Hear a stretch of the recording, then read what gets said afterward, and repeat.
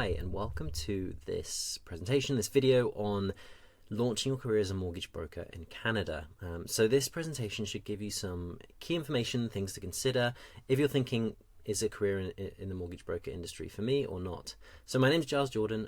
I've been in the industry just under 5 years now, so I've been through that process of researching, is it worth it for me, and then gone through that process of what it's like starting out and then becoming a bit more established as well. So I just wanted to share some key things, some insight from my experience as well, just to help any potential new brokers out there. So it can be there's exciting opportunities within the industry. So this presentation should outline some essential steps and things that you need to know if you're starting out as well. So licensing and education. So the first thing to do as well is to investigate provincial licensing requirements. So each province has specific requirements, so it will depend where you are based in Canada. So for example in BC there is a licensing exam, so there's a course you need to complete. Research requirements, there's often a course you need to complete different modules, you need to study, and then you'll need to pass an exam to be able to get your license. Once you pass the exam, you'll then need to apply for your license, and then you'll need to register with a brokerage as well. So there is a cost of licensing on that end as well. So that's the basic kind of technical side of if you want to become a mortgage broker, how do you do that? What are the steps? Then how do you gain experience in the industry? So there's different ways of gaining experience. So a lot of brokers, they'll join the industry and they'll start out on their own. They'll join a brokerage. So they'll look for a brokerage that maybe they know someone. So often the most common reason that people join a certain brokerage is because they know someone at the brokerage, or they just join, they know someone in the industry and they'll sort of follow suit. I think the key advice is to do some research, speak to different brokerages, especially if you're new. You want to make sure that brokerage provides good training and support for their brokers, good growth opportunities, and also has a good community of other brokers that you'll be able to network with and things like that as well. So other ways to gain experience when you're starting out, if you're not on your own. So one of the ways is entry-level positions. So this is actually something you can do even before you're licensed. So there are some teams that will hire staff, and then during that process, you will get licensed after you start working with them. So it really gives you a chance to experience the industry before you take that leap in spending the time and the money and everything like that to get licensed as well.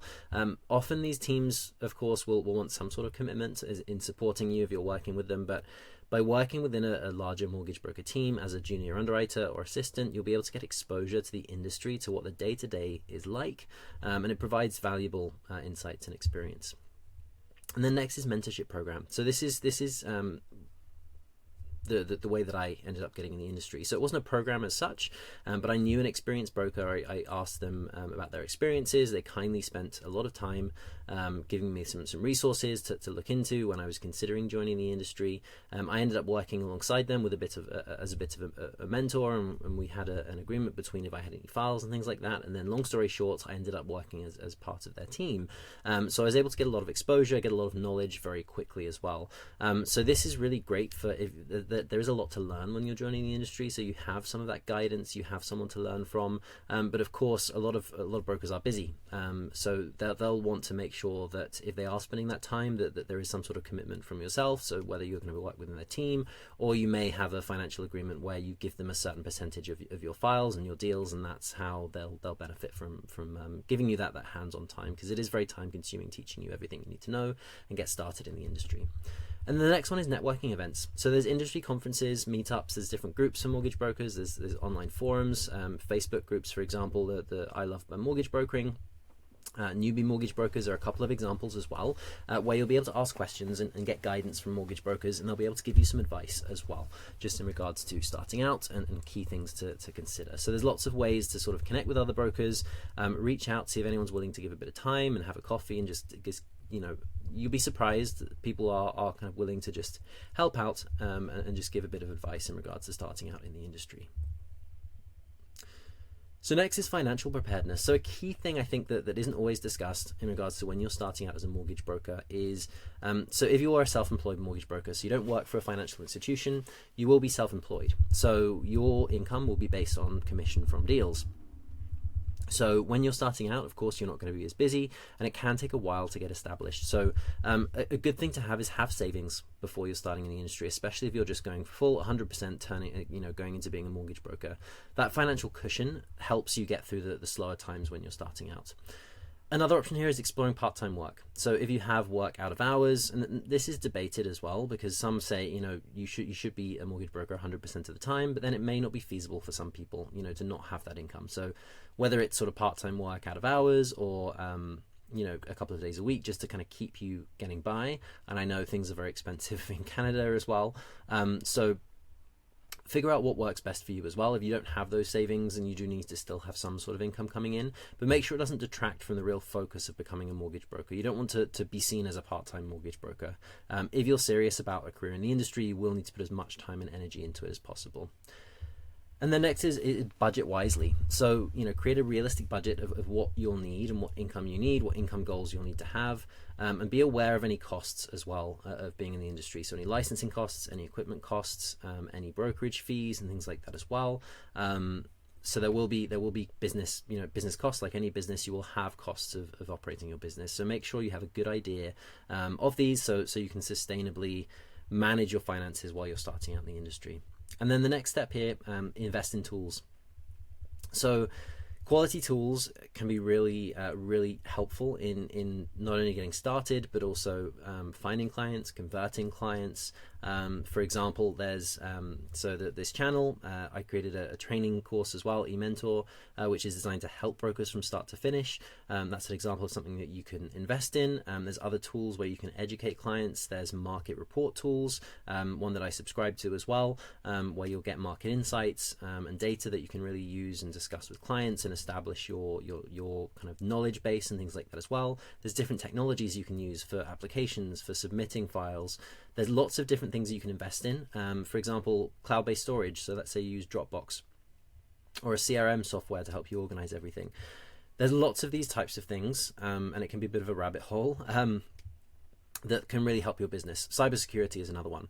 So just make sure you have a list of things that will be key for someone for working in the industry.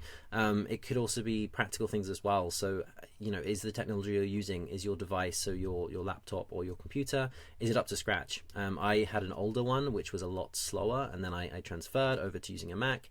Be able to open up, I can text, I can send WhatsApp messages, everything's linked to my phone.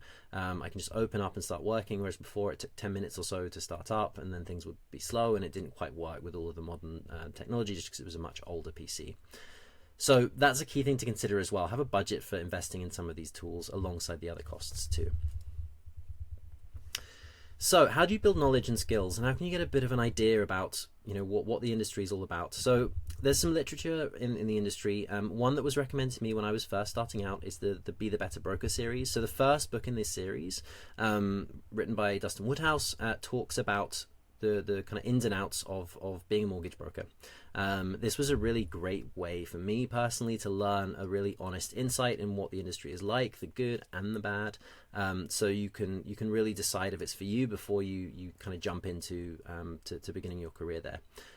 Also stay informed about the market trends and practices. There's a lot of resources as well. There's podcasts, there's blogs, there's newsletters, lots of information out there to be able to be knowledgeable about what's happening in the mortgage industry as well, including the associations of the mortgage industry bodies. There's Mortgage Professionals Canada as one example that's national across Canada, and there's industry bodies where you'll be able to get really good sources of information depending on what province you're in and things like that as well. And then there's professional courses. So I mentioned Mortgage Professionals Canada. So enroll in different courses. There's also different courses, training courses operated by kind of private providers as well, to enhance your technical skills and industry knowledge. One key thing to know is the licensing course is not it doesn't cover everything you'll need to know as a mortgage broker in reality. In fact, it doesn't cover a lot of what you'll need to know. A lot of it is more on the compliance and legal and knowledge side rather than how do you actually run a mortgage broker business. What are the steps? What are the stages? Being a mortgage broker in Canada from start to finish. That's one of the reasons I created the separate training. I'm creating this YouTube channel as well to just educate, because I feel there's definitely a gap in education and knowledge for new mortgage brokers in Canada. I was fortunate enough to learn from a very experienced broker, and now I've had exposure to over 400 files within 5 years. So I've got a lot of experience on my belt now, but I still know what it's like being new, and I know how much there is to learn. So when you start and talking to other brokers as well, I don't really know where to start with everything. The process is, first off, you need to find clients, and once you have clients, you need to know what to do with those clients. How do you convince those clients to use yourself? Also, how do you convert those clients into being, into a deal, and into income? And then once those clients have decided to use yourself, how do you process mortgages? How do you underwrite files? How do you submit files? How do you get files completed? What are the different lenders that you can use? What are the different policies that you can use? And then once the file closes, what are the key things you need to know and the key information you need to be showing to clients? How do you retain clients, and how do you build your business once that file is complete as well? There's a lot of information that isn't necessarily covered in the licensing courses, so you'll want to make sure you have some funds aside, or just that awareness that you will need to do a lot of extra kind of training and learning once you get your license. It won't cover everything, so that's why brokerages can come in here as well. Some brokerages are great in regards to training, so that would be a key thing when you're choosing a brokerage, is ask about their training, ask about their support for new brokers, because that's really key in your potential success. So hands-on training. So again, of course, I'm biased because this is the channel, and I created the training eMentor. But participate in training programs to learn practical aspects of managing a mortgage business. So I created this training through everything I learned from working with my colleague, who's now been in the industry 25 years. I've been in the industry 5 years. He's a very successful broker. We're very process driven, so I really wanted to break down the full process of being a mortgage broker in a really kind of easy to understand manner, where you'll go through step by step. This is how things work. This is what you do. This is how you find clients, how you convert clients, how you submit files, how you underwrite, how you get files done. Once they're done, what do you do? And then how do you retain those clients, and all of that side as well. So I really wanted to get that information out there in a really clear way that structures the business and really helps new brokers understand how the business is structured, and gives you those different areas that you can focus on depending on what stage of your career you're at as well. And then entrepreneurial challenges. So the first one here is business development. So this is a key challenge, I think, when people start. So a lot of being a broker, and especially a new broker, is sales and marketing. So I mean, when you first start and don't have any clients, 100% of your time will be spent doing this. You'll also be spending some time learning about lender policies and things like that as well. But of course, that's not going to be relevant if you don't have any clients. So 100 is an exaggeration. Let's say 80%, and then 20% should be, learning different lender policies, webinars, and things like that as well. But business development is key. So there's different. We talk about this a lot in the course as well. How do you find clients? Is it based on building partnerships with referral partners? So this is a big way of finding clients. So working with realtors, financial planners, lawyers, accountants, other business partners, be it joining networking groups to connect with other people in the industry, be it social media. What do you feel comfortable with, and also what works and what are you good at? A lot of the most successful ways are the old school methods of picking up the phone, connecting with people, trying to build those relationships, which yes, can be a bit of a grind. It can be challenging when you're starting out, because you're trying to prove yourself in a brand new industry, especially if you're on your own. So business development and sales is a really key part in what will make you successful or not. You do need to have that resilience, because it does take time and it does take a lot of hard work as well. Risk management. So preparing for market fluctuations and developing strategies to navigate economic changes. So one of the differences between if you're a mortgage broker and if you're a realtor, we work a lot with realtors, and the industries are very aligned, of course, because we work together. People purchasing will use a mortgage broker, and mortgage brokers will refer back to realtors and things like that as well.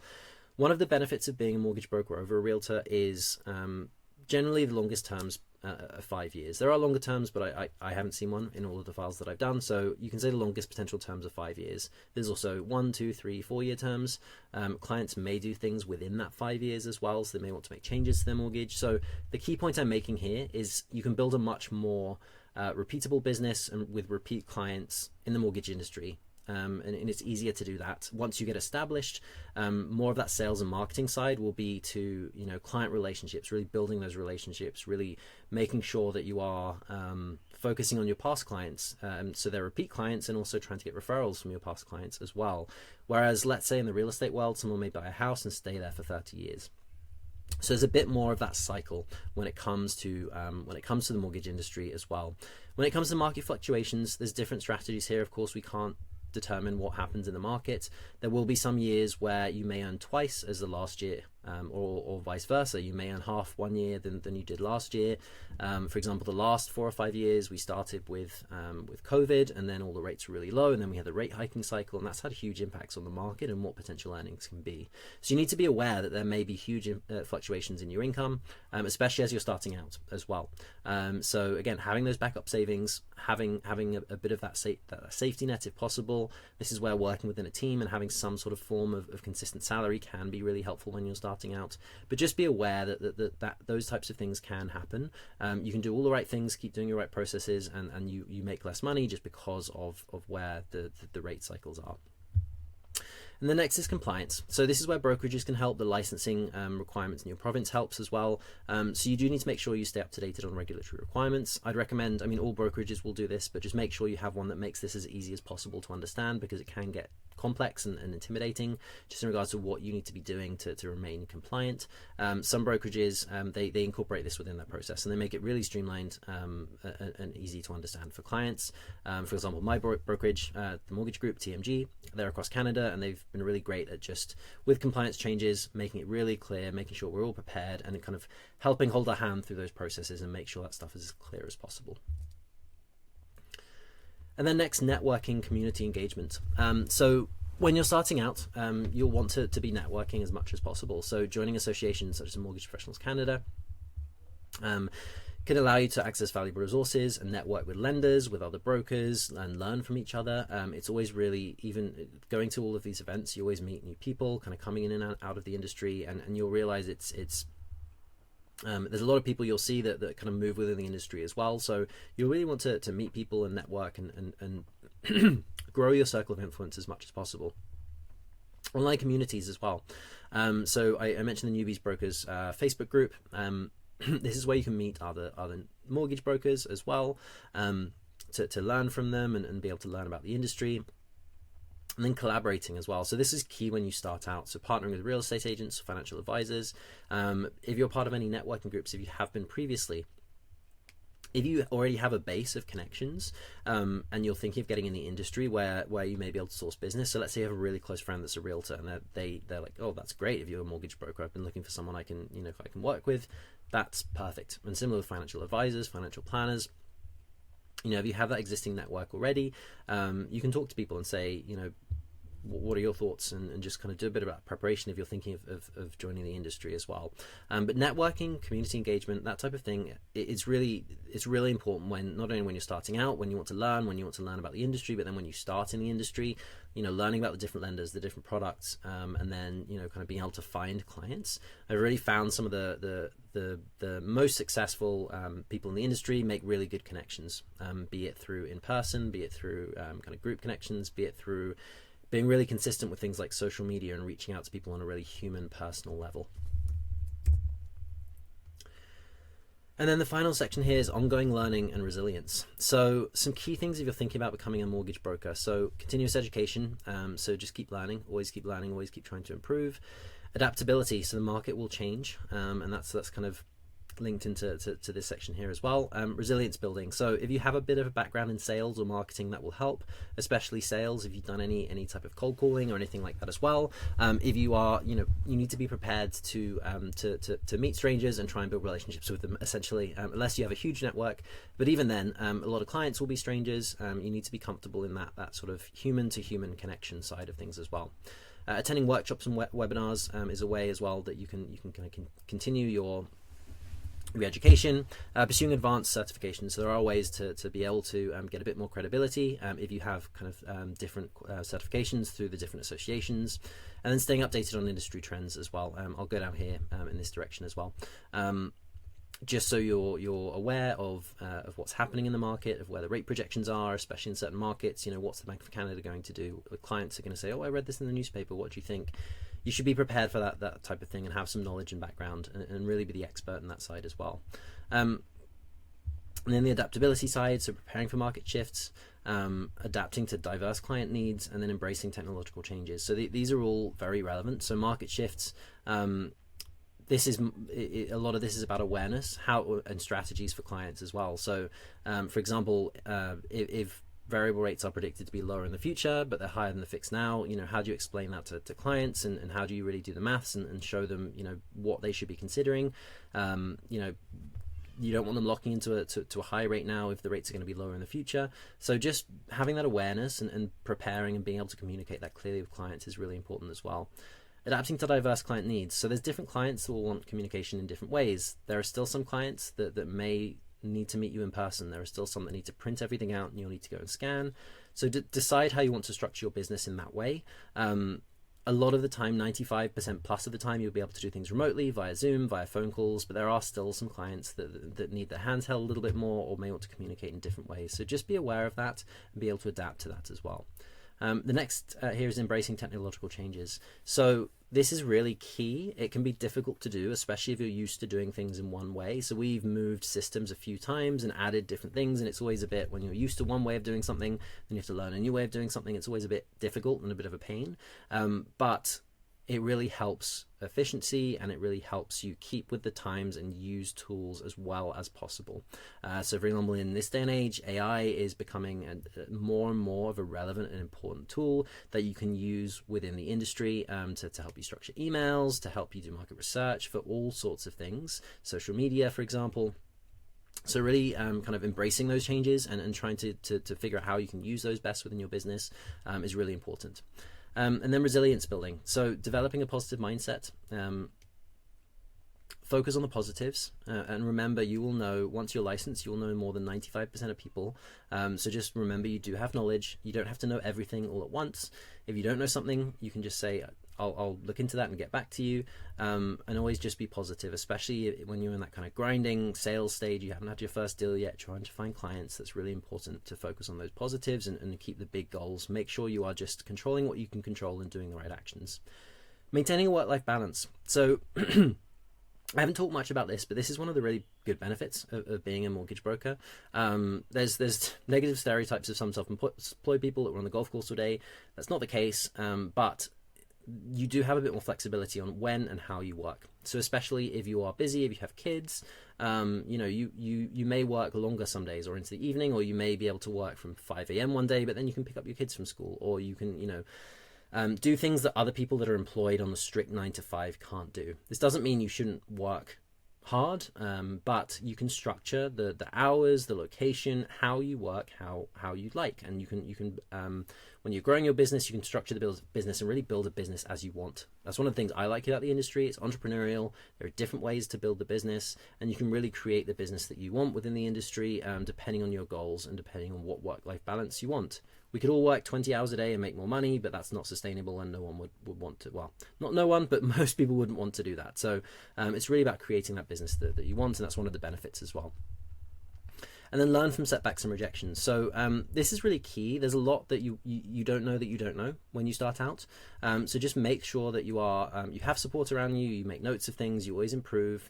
Just try and not make mistakes too many times. If you make the same mistake again and again, there's also systems and tools that you can use that help you avoid some of those kind of rookie errors, let's call them, when you're starting out.